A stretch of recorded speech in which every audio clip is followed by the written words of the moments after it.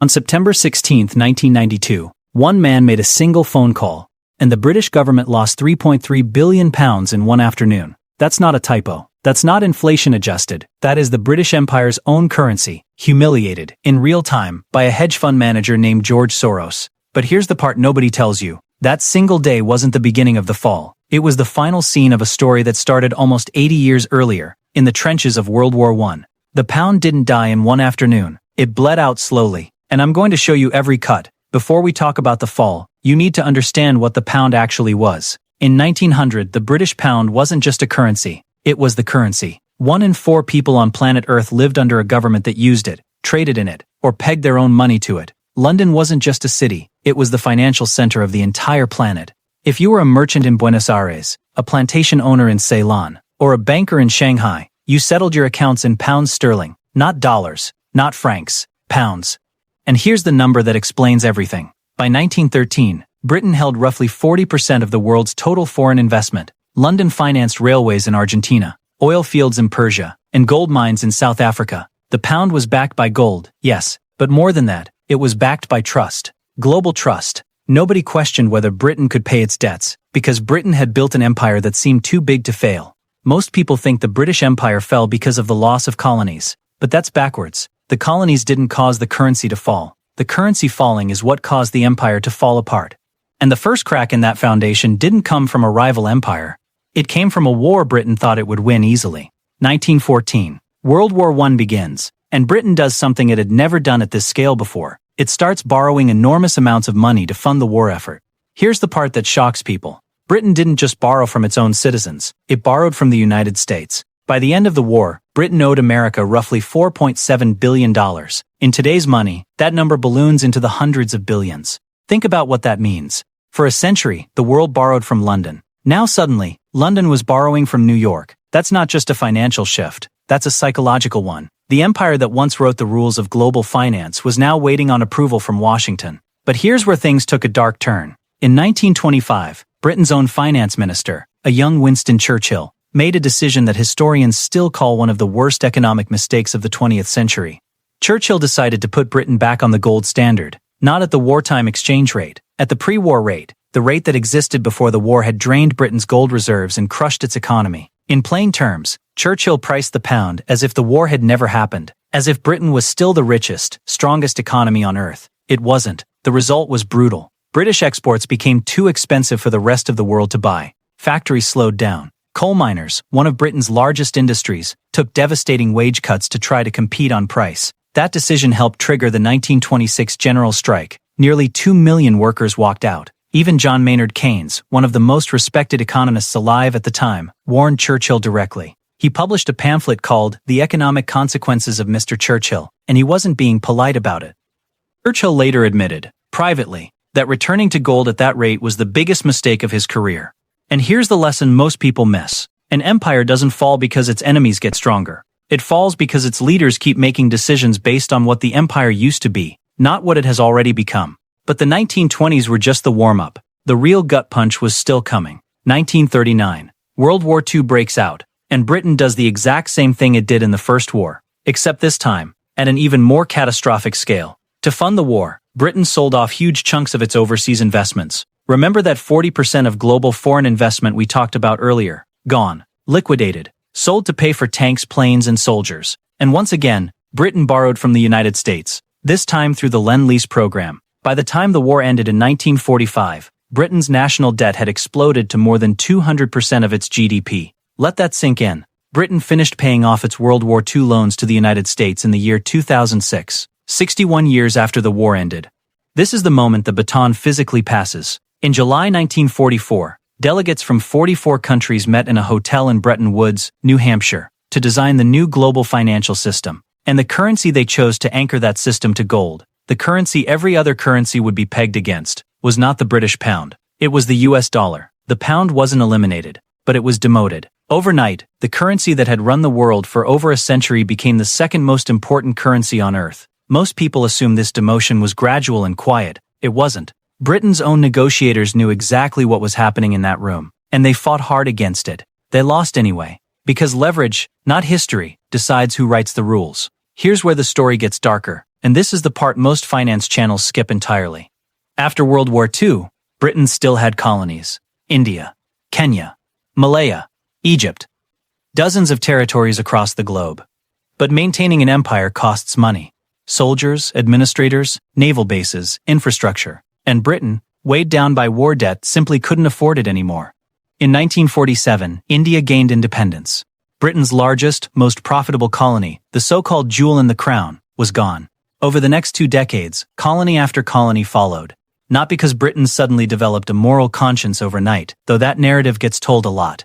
The uncomfortable truth is simpler. Britain was going broke, and empires are expensive. Every colony that left took British trade, British resource access, and British global influence with it. And every year the pound's real backing, the empire itself, kept shrinking. But the moment that truly exposed how weak Britain had become didn't happen in Africa or Asia. It happened in Egypt, over a canal. 1956, Egypt's president, Gamal Abdel Nasser, nationalizes the Suez Canal. A waterway that was, at the time, jointly controlled by British and French interests and critical to global oil shipping. Britain, France, and Israel respond with a military invasion to take the canal back by force. Here's the moment everything changes. U.S. President Dwight Eisenhower is furious. He didn't authorize this operation, and he sees it as reckless, outdated imperial behavior in a world that had moved on. So Eisenhower does something devastating.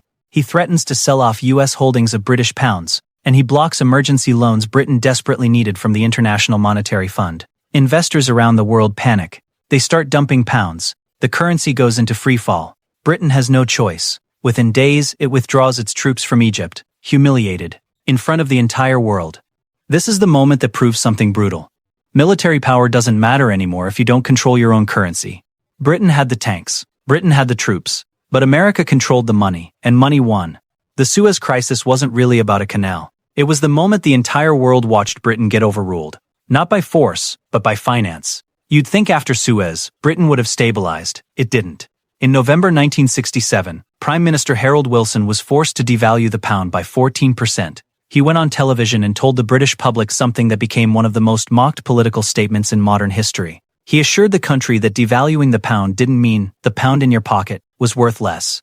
Economically, that statement was misleading, and everyone knew it. Devaluation meant imports got more expensive. It meant the average British family's purchasing power on the world stage had just shrunk. The pound in your pocket absolutely was worth less on the global market, even if the number printed on it stayed the same. But the real crisis was still coming. By the mid-1970s, Britain was dealing with runaway inflation, labor strikes, an oil crisis, and a government that was spending far more than it collected in taxes. In 1976, Britain hit rock bottom. The country was forced to go to the International Monetary Fund and request a bailout of £2.3 billion. At the time, the largest loan the IMF had ever issued. Think about the symbolism of that moment.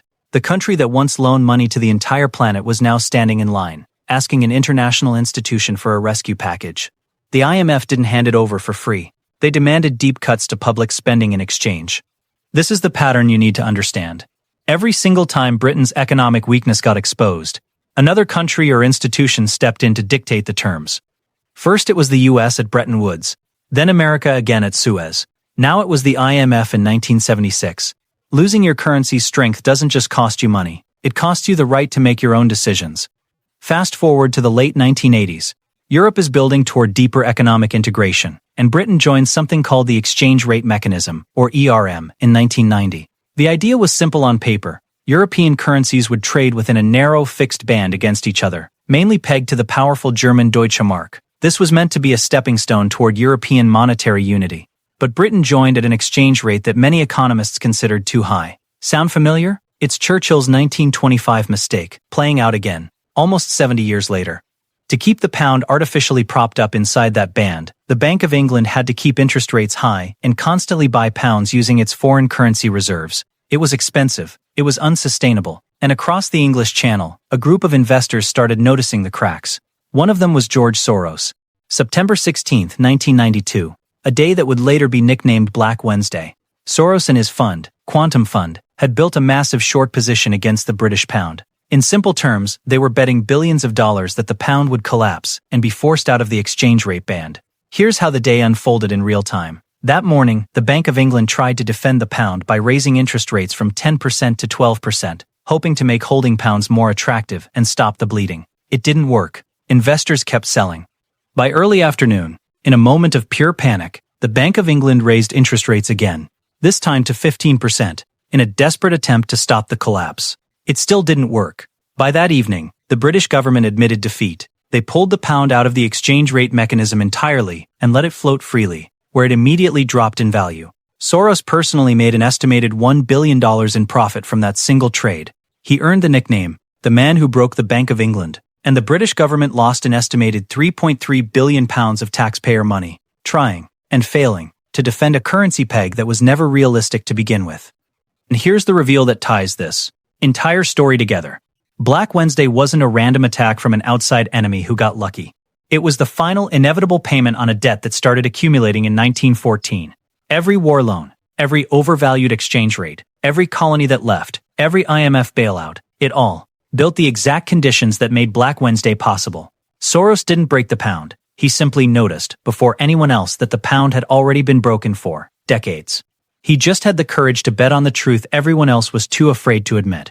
That's the real lesson buried inside this story. Currency collapses rarely happen in a single day. The day you see on the headlines is just the day the truth finally arrives. The actual damage was done decades earlier, one bad decision at a time, by leaders who kept pretending their country was still as powerful as it used to be. Today, the British pound is still a respected currency. It's still one of the most traded currencies on Earth, but it's no longer the currency the world is built around.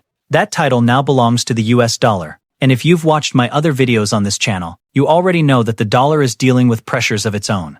Here's the question I want to leave you with. Every global reserve currency in modern history, the Dutch guilder, the British pound, and now potentially the US dollar, has followed almost the exact same pattern: overextension, war debt, overconfidence in old power, and then, one single day when the market simply stops believing the story. So when you look at today's headlines about the US dollar, ask yourself honestly, are we watching the beginning of that same pattern? Or are we already in the middle of it and just too close to see it clearly?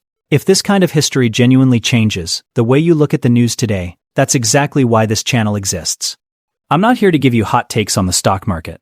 I'm here to show you the historical playbook behind the headlines, so that when the next crisis hits, you're not surprised. You already saw the pattern coming. If you want to keep spotting these patterns before they make the news, subscribe. This isn't just a channel, it's a growing community of people who'd rather understand the world than just react to it.